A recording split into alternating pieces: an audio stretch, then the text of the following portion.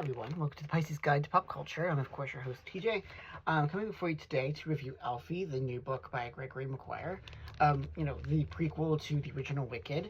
Now, I think it's safe to say that I loved this book. I have of course been a fan of Wicked in all of its iterations. The original novel, the Broadway play, the blockbuster film of earlier, actually last year. So obviously, I was eagerly awaiting this book. I've been seeing it on the shelves for a while, but hadn't really got a chance to pick it up. But I finally did, and it is a slender book. It's about 300 or 270 odd pages, so it's a very short novel, but it's extremely good. It has all of the things that you have come to love and expect from Maguire.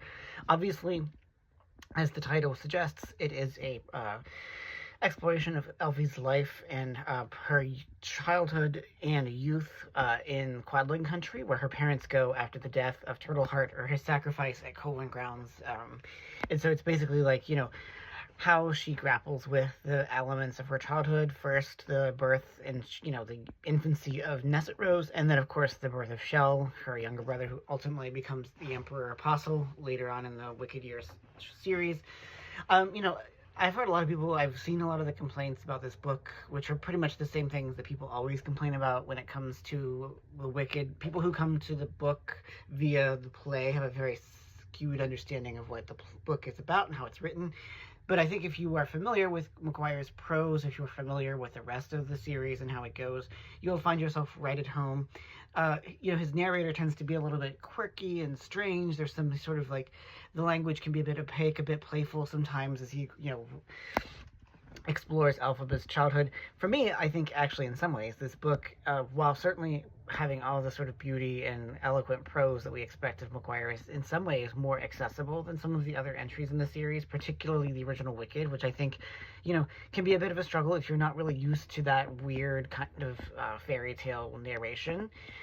Here it's a little more accessible, certainly once Elphaba becomes an adolescent and they end up going to the town of Ovals, where Frex, her father, ends up establishing a congregation and bolsters his career as a minister.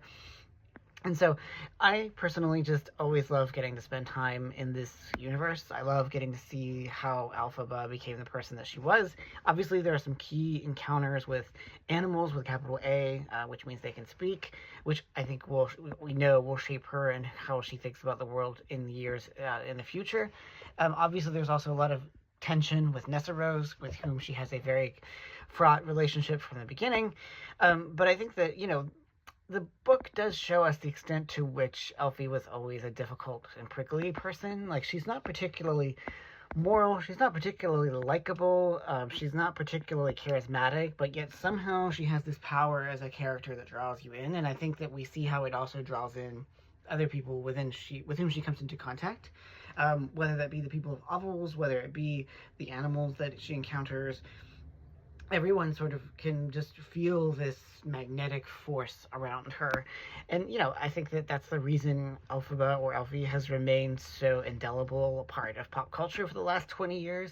Wicked came out in, what was it, 98? And the play premiered in the early 2000s, and here we are all these years later, and we have, the movie version with Cynthia Erivo playing the character, and there's just so much that is appealing and powerful and potent about Elphaba, the character, that you just can't help but love and want to spend time with her, and within the universe of Oz as Maguire has reimagined it. And as I said, I think that there's a lot, the prose is quite beautiful. He really immerses us in this very strange world. It's also very uncannily similar to our own, and I think that that also gives the book an added bite. I mean, we live in a world that is ruled over by its own charlatan, of Oz. And so I think that that's what makes the Wicked narrative in the prequel so relevant. And, obviously there are all the other characters. Like I said, Nesset Rose is a very big part of this, as is Nanny, who we know will have an enduring influence on Elphie's life from beginning to end, pretty much. Frex is there in all of his religious bigotry, as is Shell, and who is already revealed to have sort of the seeds of the rather dysfunctional, dangerous man that he will become later on in life. So I think that, Maguire has skillfully written a prequel that is satisfying in and of itself, because it ends with Elphaba preparing to go to Shiz, but also, is ties in very nicely to what we already know about these characters and how they think and how they work.